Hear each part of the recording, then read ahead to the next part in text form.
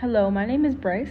And my name is Destiny, and we're here to teach you about taxonomy, fungi, protists, viruses, and bacteria.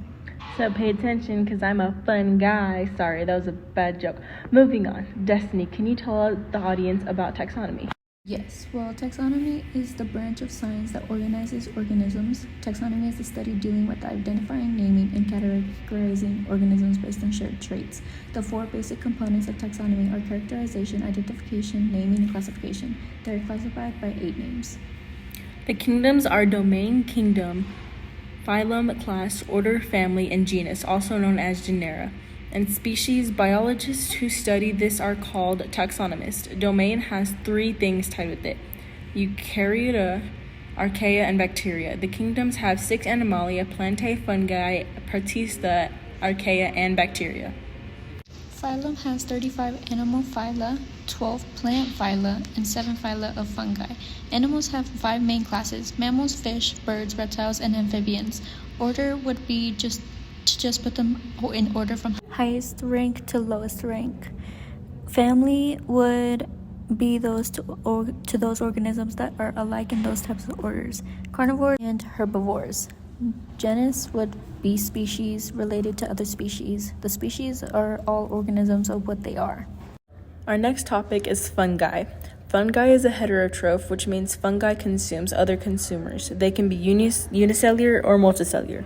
Examples of fungi include yeast, mushrooms, and mold. Fun fact, beer is technically a form of fungi since beer consists of yeast, which, as we just learned, is fungi. Also, fungi can be helpful not just for food but medicine as well. Alexander Fleming discovered penicillin, which is an antibiotic that helped many soldiers during World War II. However, fungi also poses harms to humans. Because fungi can cause diseases such as meningitis, or they can even cause blood infections. Fungi are also in the eukaryote domain. The next thing that we'll be talking about is protists. Protists are single-celled organisms, which means it's one-celled. It's part of the kingdom of Protista. There's also protozoan and simple algae. Protists live in the surface layers of soil. Protists are a diverse collection of organisms that do not fit into an animal, plant, bacteria, or fungi groups. While exceptions exist, they are primarily microscopic and unicellular. Examples of protists include algae, amoebas, euglena, plasmodium, and slime molds. Facts about protists: they are eukaryotic, which means they have a nucleus. Most of them have a mitochondria, but not all.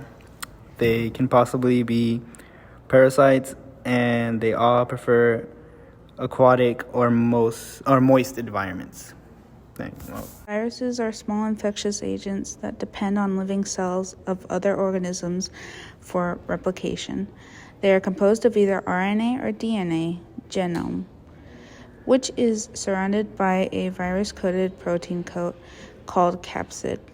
Viruses can be spread through various ways, such as inhalation, swallowing, insect bites, and contaminated blood transfusion. The most common outcome of a viral infection is host cell death.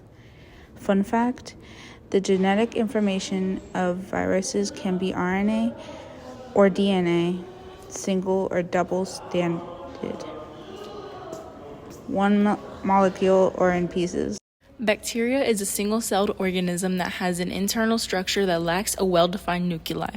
The 2 kingdoms for fungi consist of eubacteria and archaeobacteria. Eubacteria is true bacteria, which is another way of saying the most common bacteria. A good way to remember is that eu means true, so true bacteria.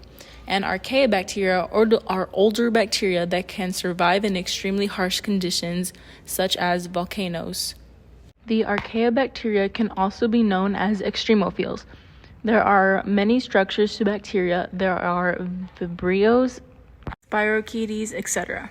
Bacteria can also be used to make food like cheese and yogurt, and it can also be used as a fertilizer. Hey Destiny, what's a bacteria's favorite place to go on vacation? I don't know where. Germany, get it?